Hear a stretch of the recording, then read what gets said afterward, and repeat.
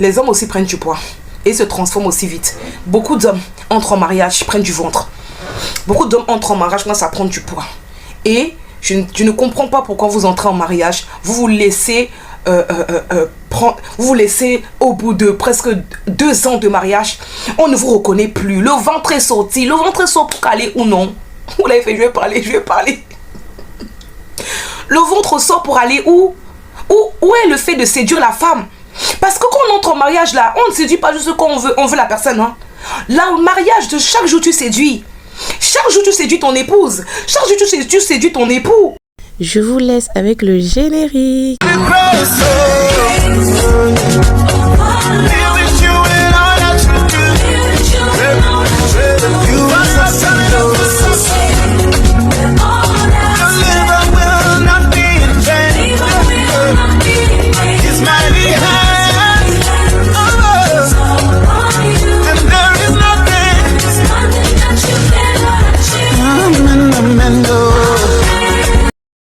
Bonjour, bienvenue sur ma chaîne YouTube. Moi c'est Larissa. Yeah. J'espère que vous allez bien aujourd'hui. Alors, ce dimanche, j'espère que vous allez bien parce que oui, on est dimanche. J'espère que votre dimanche s'est bien passé. Par la grâce de Dieu, la mienne a été. Alors aujourd'hui, je suis venue avec un sujet. Je suis venue avec un nouveau sujet par la grâce de Dieu. Et voilà, donc je l'ai vraiment eu à cœur aussi d'apporter ce sujet. Donc j'espère que ça va vous parler. J'espère que ça va parler à plus d'un et que vraiment ça va illuminer les yeux de vos cœurs. Si peut-être vous posez des questions là-dessus, vous êtes au bon endroit au bon moment. Let's go. Alors déjà, le sujet c'est l'apparence physique est-il important pour le choix d'un conjoint ou conjointe? Et pourquoi? ChatGPT nous dit que oui, l'apparence physique joue souvent un rôle dans le choix d'un conjoint ou d'une conjointe. Mais pour un mariage durable, elle ne peut pas être le seul critère. Dans la vraie vie, un couple construit pour la vie repose généralement sur 3 piliers. 1. L'attirance physique. 2. Le caractère. Et 3. Les valeurs et la spiritualité. La spiritualité chrétienne. Je précise, voilà, parce que je suis chrétienne. Donc, quand un de ces éléments manque complètement, cela crée souvent des difficultés avec le temps. 1. Pourquoi l'apparence physique est importante? L'être humain est naturellement sensible à ce qu'il voit. Vous avez compris? L'être humain. Et ce qu'il a dit, il n'a pas dit les hommes. Parce que très souvent, on met beaucoup l'aspect sur les hommes. Mais il a dit en général l'être humain. Ça veut dire que la femme et l'homme. Dès le premier contact, l'apparence influence souvent l'intérêt et l'attirance. Yes. Sinon, pourquoi tu vas entrer quelque part, peut-être dans une maison ou dans un événement, et puis la femme directement, elle commence à te regarder. Même si elle ne vient pas forcément te dire je vais te draguer, mais elle commence tu sens comment que tu lui plais, quoi. Tu sens. Elle ne fait pas ça parce que, bon, en tout cas, tu étais juste là, bon, ton physique était laid, et puis tu es... Non, forcément, c'est parce qu'elle t'a trouvé attirant. Maintenant, c'est qu'il y a une attirance pour l'autre n'est pas une attirance pour une autre personne. Chaque personne a ses désirs, en fait. Par exemple, il y a des personnes qui vont voir une femme et vont se dire mais la femme elle est très belle. L'autre on dit l'homme il est très beau. Pour une autre personne, non, en fait, je la trouve pas très belle à mon goût. Donc j'ai une autre critère de beauté que je voudrais. Donc c'est diversifié. Quand on dit belle, ça ne veut pas dire que 2 hommes vont voir la même fille mais vont accepter qu'elle est belle. Voilà. Chacun ses critères. Ok. La Bible elle-même reconnaît que certaines personnes étaient belles. Alors, il prend l'exemple. On parle de Sarah, de Rachel, Joseph et David comme étant beaux physiquement. Donc, l'apparence ne compte absolument pas et souvent faux dans la réalité. Bon, ça veut dire qu'en gros, il dit que l'apparence ne compte pas est absolument faux dans la réalité. En gros, ça compte. Ok, on continue, guys. On continue. On développe ça ensemble. Si pendant que je suis en train de de partager ce moment. N'hésite pas à déposer un petit commentaire, franchement, pour donner ton expérience. Qu'est-ce que tu en penses? Est-ce que tu as eu à faire des choix, malheureusement sur des critères que je suis en train de... On va partager maintenant. Ok, let's go. Il dit... Excusez-moi. Un homme peut aimer profondément une femme pour sa douceur, son intelligence. Mais s'il n'y a aucune attirance physique dès le départ, il peut avoir du mal à développer un désir conjugal naturel avec le temps. Ok, je ressens. Beaucoup de gens, vous trouvez une femme qui est douce, vous trouvez une femme qui est respectueuse, vous trouvez une femme en tout cas, qui a certains critères, en tout cas, intérieurs, caractériels que vous aimez. Mais vous dites que elle ne m'attire pas physiquement. Mais vous dites que peut-être je vais quand même continuer parce que les critères qu'elle a me plaisent. Mais au fond de toi, tu as toujours du mal à être attiré par elle sexuellement. Parce que sexuellement, ne veut pas forcément dire que quand tu vas arriver le jour de ton mariage, à la lune de miel, avant que tu ressens si tu es attiré par elle ou pas. Non, l'attirance se passe lorsque déjà tu vas draguer. Il faut qu'il y ait une certaine attirance. Une attirance sexuelle. Je suis désolée, mais oui. Il faut qu'il y ait une certaine attirance. C'est cette attirance-là qui permet de draguer la personne. Tu vas voir même ta manière de draguer, de te comporter sera différent. Parce qu'il y a le côté hormonal qui est en train de jouer. Tu vois ce que je veux dire? Mais si tu es là comme si c'était devenu un ordinateur qui met les structures, contrôle tout, ça veut dire qu'il y a un problème. Lorsque la personne t'attire, tu ne contrôles plus rien. Tu commences à voir même des qualités, des choses en toi que tu n'imaginais pas se manifester. Voilà, tu ne contrôles plus rien et tu fais les choses, tu sens une timidité, tu sens que tu es timide. Si tu n'es pas timide avec la personne que tu es là, c'est qu'il y a un problème, hein? Tu sens une timidité, tu ne veux pas forcément trop forcer, trop la mettre dans l'embarras. Tu sens en fait que, guys, quand tu es devant elle, tu as du mal à la regarder totalement dans les yeux. Tellement elle te plaît, tellement tu es ébloui. Tu vois ce que je veux dire? Donc, je ne sais pas pourquoi j'ai eu à cœur d'appuyer là-dessus. Peut-être il y a quelqu'un, d'accord, que tu es dans une relation où tu as choisi la personne peut-être par le critère de la douceur, le respect, plein de choses, mais elle n'a pas les critères, elle ne t'attire pas sexuellement. Et tu n'es pas encore peut-être marié, tu es peut-être en cheminement ou peut-être tu la vois à distance. Guys, stop. Stop. Le Seigneur est en train de passer par là pour se parler. Je ne veux pas te dire de ne pas la draguer, de ne pas la choisir, mais sois sage. Sois sage et va parler à Dieu. Va parler à Dieu. C'est pas un péché de voir une personne qui a tous les critères, mais qui te manque le physique. Donc franchement, qui va t'en vouloir de choisir quelque chose que c'est toi-même qui va le voir tous les jours? C'est toi-même qui va toucher tous les jours. C'est toi-même qui va être avec tous les jours. Personne ne sera avec toi. Les gens ne viendront pas chez toi pour te dire non, t'inquiète, je vais mettre ta femme à ta place. Je vais pourvoir, je vais te permettre. Non. Même Jacob a su voir la beauté de Rachel et aller vers Rachel, même si elle a été trompée après par son oncle. Mais n'est-ce pas pour autant que Dieu l'a pas béni? C'est pas pour autant que Dieu l'a pas fait grâce. Le seul problème que Jacob a eu, c'est parce qu'en fait on lui a trompé au niveau de Léa. Donc il avait dans une relation où il était entre deux sœurs. Et ça n'allait pas. D'accord? Donc aujourd'hui là, tu n'es pas dans l'histoire de Jacob. Tu as le choix. Et si tu n'es pas encore marié, fais le bon choix. Beaucoup font le bon choix aujourd'hui pour aider cette personne. Si moi par exemple je trouve un homme qui est très beau, enfin pas très beau mais qui est respectueux, qui est intelligent, qui a certains critères, mais il ne m'attire pas physiquement, je ne vais pas me lancer dans ça. Même si on me dit oui mais Larissa, j'en ai strictement rien à faire. Pourquoi? Parce que c'est ma vie. C'est moi qui va épouser cette personne. C'est moi qui serai en intimité avec cette personne. Ça se trouve, je serai en intimité avec cette personne, mais je serai là, mon esprit ne sera pas là.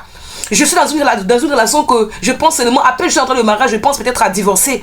Je ne sais, et peut-être on me dit que comme je me suis mariée, je ne peux plus divorcer. Je suis comme tenu captif quelque part, que j'aurais pu mieux réfléchir, mieux faire les choses et ne pas écouter les gens. Quand ça concerne ton choix de ton conjoint, n'écoute pas les gens. N'écoute pas les gens. Les gens, ils ont fait les choix. Ou les gens, en fait, laisse-les eux-mêmes. Parce que c'est toi et ta conjointe. Écoute ton cœur. Et que si tu vois que tu as du mal, c'est compliqué, va en intimité avec Dieu. C'est Dieu qui va te donner, qui va créer en toi le vouloir et le faire. les choses dans ton cœur qui va te permettre de pouvoir marcher dans ta vraie vie, ta vraie destinée et la vraie partenaire de destinée. Vraiment, je ressens que je devais vraiment parler de cela. Je ressentis aussi de développer. Donc voilà. On continue. L'inversement. Une femme peut apprécier un homme très gentil, mais si elle ne ressent aucune attirance, elle peut finir par voir cette relation comme une simple amitié. Tu as compris? Vraiment. Dans le mariage, l'attirance aide à maintenir la complicité, le désir conjugal, la tendresse quotidienne. C'est pas, il y a des personnes, il y a des femmes, elles veulent te faire des câlins. Ah, j'aime pas trop les câlins. C'est pas que t'aimes pas trop les câlins, c'est juste que t'es pas la bonne personne. Oui, c'est pas que t'aimes pas trop les bisous. C'est juste que t'es pas la bonne personne. Vous êtes parfois dans un mariage que, papa, il faut que la personne t'attire. Il faut que ta personne t'attire, que tu as besoin. Son contact physique là, tu aimes ça. Tu aimes ça. Le contact physique là, c'est important. Hein. C'est important. Dans l'amitié aussi, on a besoin de ce contact. Quand je dis contact physique, de voir la personne. Parfois, si les amitiés sont très fusionnelles, on s'attrape les mains, on se fait des câlins. On se soutient. Quand on veut se soutenir, on veut dire ça va aller. Tu t'inquiètes pas, ça va aller. Tu fais ça comme ça. Tu vois la personne. Elle se sent un peu. Voilà. Tu vois ce contact physique là. Ça, tout le monde a besoin de ça. Maintenant, il y a des contacts physiques qui sont encore plus approfondis. Vu que tu es en cheminement, vu que tu es en couple et marié. Donc, exemple numéro 2 que ChatGPT prend, prendre soin de soi quand une personne continue à être propre, bien s'habiller, prendre soin de son corps, sentir bon. C'est juste les petits critères que ChatGPT donne. Donc, quand je vous dis dans ma chaîne ici que sentez bon, habillez-vous bien dans votre saison. Faites si vous dites que non, moi elle va m'aimer comme ça. Dieu va faire miracle. Dieu fait miracle parce que aussi, toi aussi, tu sais aussi. Dieu n'a pas permis que les gens ont l'intelligence pour créer les vêtements, créer les parfums, pour que toi, tu veux vivre à la vieille époque.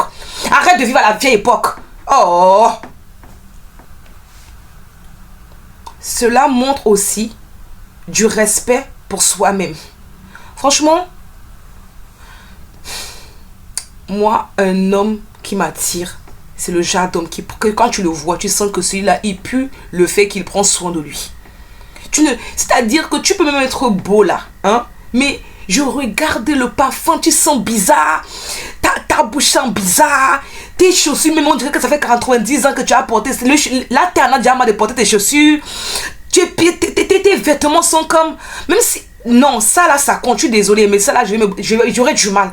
Je préférerais prendre mieux quelqu'un qui a les mêmes potentiels qu'il a, mais qui est bien habillé, que de prendre quelqu'un qui est là vraiment, il me fatigue avec son sale parfum, qui ne sent même pas bon, qui ne prend même pas soin de lui. On va être à la maison, je n'imagine même pas le bazar à la maison.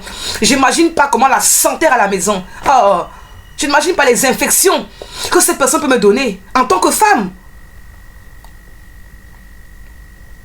Voilà. Beaucoup. Voilà ce que ChatGPT dit. On continue donc avec ChatGPT. Est-ce que vous me voyez lire? Ça veut dire que je suis en train de parler. Je suis en train de vous lire ce que ChatGPT nous a apporté. Beaucoup de couples souffrent non pas parce qu'ils vieillissent, mais parce qu'ils arrêtent complètement de faire des efforts. Alors, numéro 2. Mais pourquoi le caractère est encore plus important? La beauté physique change avec le temps. La beauté physique change avec le temps. Donc, d'où le caractère va venir compenser. Le vieillissement, maladie, fatigue, accident de la vie. Par contre, la bonté, le respect, la fidélité, la patience, la foi peuvent rendre une personne encore plus belle avec les années. Vous avez compris ou pas? Donc, l'attirance physique, c'est important parce que ça permet déjà de te dire que, tu vois, quand tu maries une personne, tu sais qu'elle était belle. Tu avais déjà une fondation d'amour qui va venir en fondation.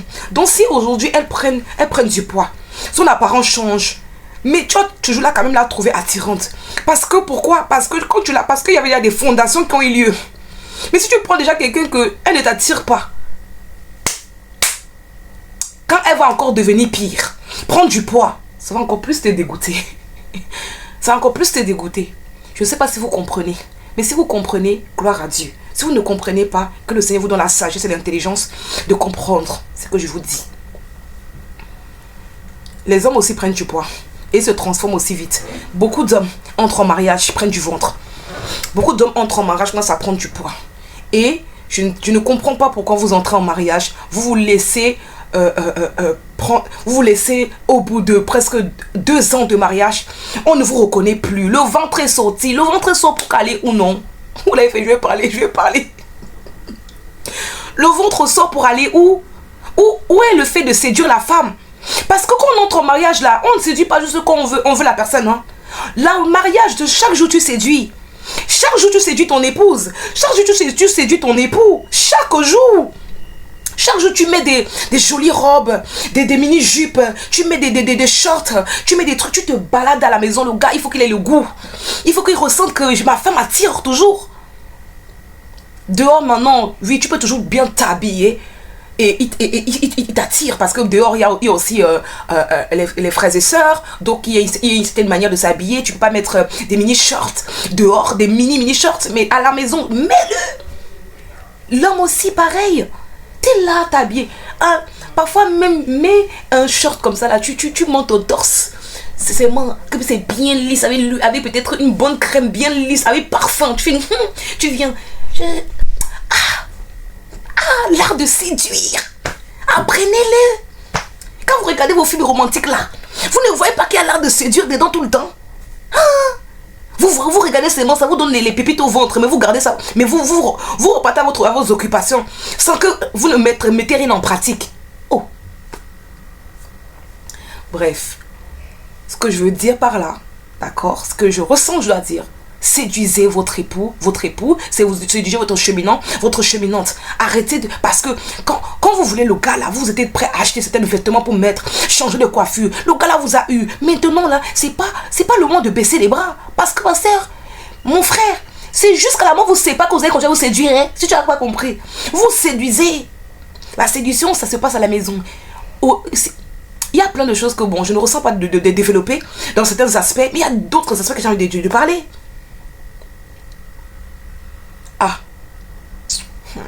Blaguer.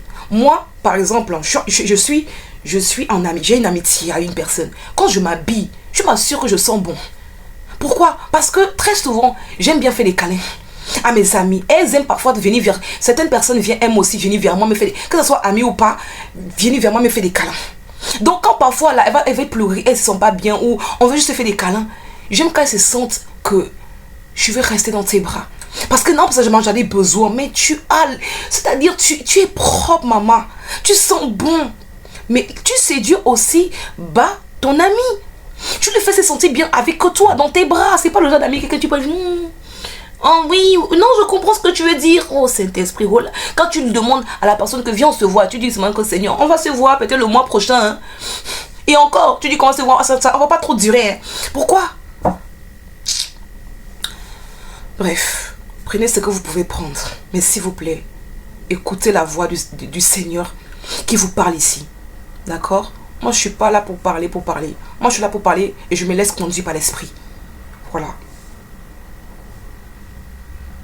Exemple concret. Une personne très belle. Bon, on peut dire une personne très belle, mais constamment méchante, orgueilleuse, infidèle, irrespectueuse. Au début, la beauté attire. Mais après quelques années, la maison devient un lieu de stress et de souffrance. Donc, quand tu as aussi choisi une personne qui t'attire, sois-en sûr que les critères là, physiques, au niveau de sa spiritualité, de sa foi, de sa crainte de l'éternel, de plein de choses, il y est. On ne dit même pas qu'elle soit parfaite. Parce que très souvent, on attend que dès que la personne fait une petite erreur, oh c'est grave, elle a fait ça. Non, c'est pas elle. Toi aussi tu es parfait. Tu choisis les gens parce que tu attends qu'ils soient parfaits. Si tu attends la personne que tu veux épouser ou cheminer avec elle soit parfaite, tu vas attendre longtemps. Hein. Beaucoup de gens mariés disent « J'étais amoureux de son physique, mais je souffre de son caractère. » Waouh. Étape numéro 3 que ChatGPT te dit. Ceux qui disent « On ne regarde pas l'apparence » ont-ils raison? Ils ont partiellement raison, mais pas totalement.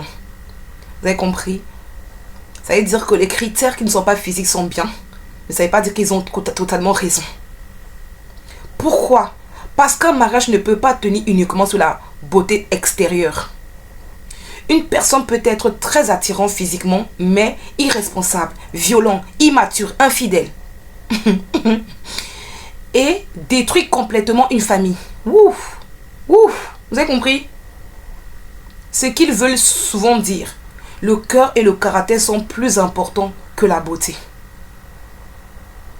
Mais je dis toujours que mettez la beauté dans votre critère.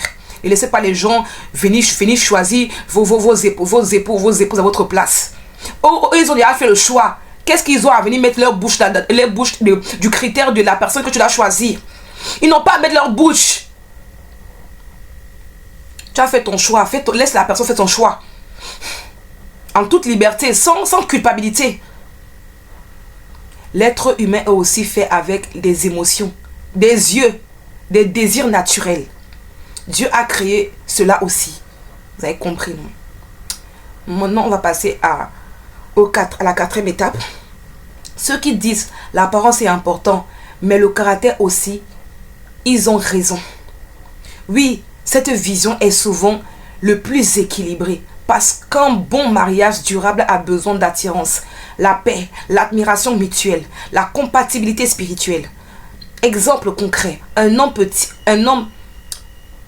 peut dire je veux une femme qui me plaise physiquement, mais aussi respectueuse, fidèle et mature. Vous avez compris? Donc guys, ne doutez plus, n'hésitez plus, foncez et faites votre choix, écrivez votre liste. Écrivez votre liste de type de femme, de type d'homme que vous voulez. J'avais mis une vidéo concernant la liste. Si vous n'avez pas regardé, allez regarder. Il y a une importance, il y a une parole prophétique. Il y a une parole prophétique dans ça. Que quand tu es exposé à ça, il y a une grâce que le Seigneur relâche. Sur cette vidéo-là, allez regarder. De même, une femme peut vouloir un homme attirant, travailleur, protecteur, intentionné. C'est normal. Ok, on va à l'étape 5. Désolé pour la longueur de la vidéo.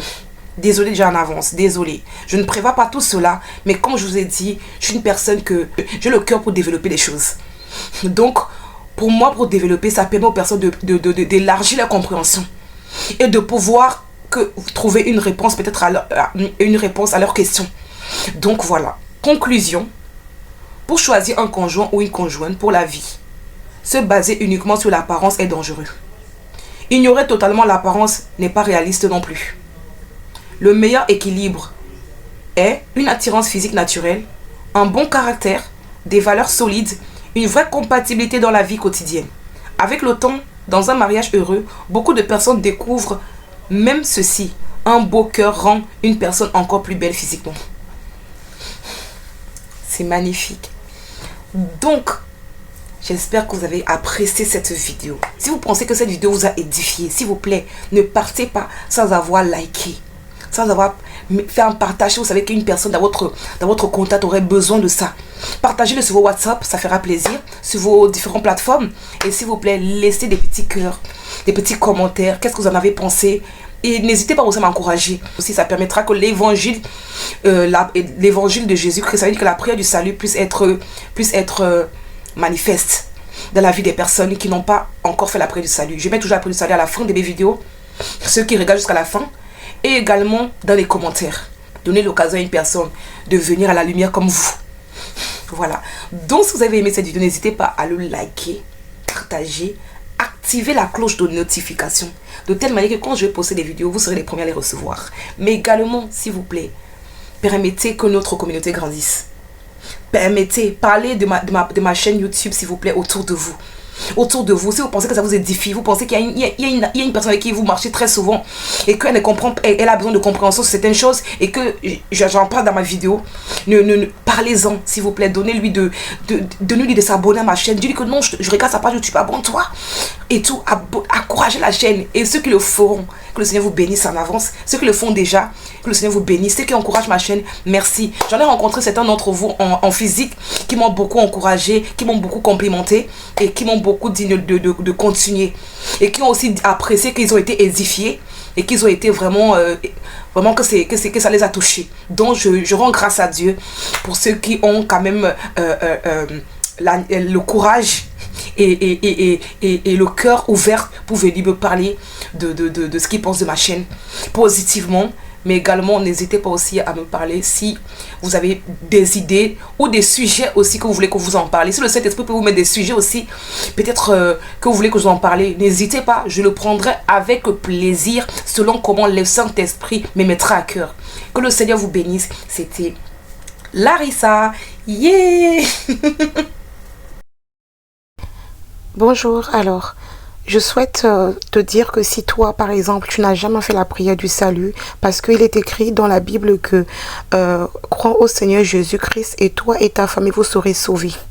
Si tu sais que, par exemple, tu vas à l'église et tu aimes Jésus, mais tu n'as jamais fait cette prière, je t'invite vraiment à le faire. Si tu doutes, fais-le, d'accord? Une prière, c'est toujours bien de le faire. Alors, répète après moi. Seigneur Jésus, je te demande pardon pour tous mes péchés. Seigneur Jésus, viens dans ma vie, sois mon Seigneur et sois mon Sauveur. Amen. Seigneur, viens changer ma vie et celui de ma famille. Amen. Alors, félicitations si tu as fait cette prière. Sache qu'aujourd'hui, si un jour tu quittes dans ce monde ou un de tes membres de ta famille quitte ce monde, sache que vous allez aller au paradis. Vous allez vous rejoindre au paradis. Donc, ça ne coûte rien de le faire parce qu'on ne sait jamais quand est-ce que le temps arrive. Donc, si tu as fait cette prière, partage aussi à une autre personne afin que cette personne aussi ou un de membres de ta famille de faire aussi cette prière. Je te souhaite de passer une bonne journée. Que le Seigneur te bénisse. Maintenant, tu es devenu enfant de Dieu.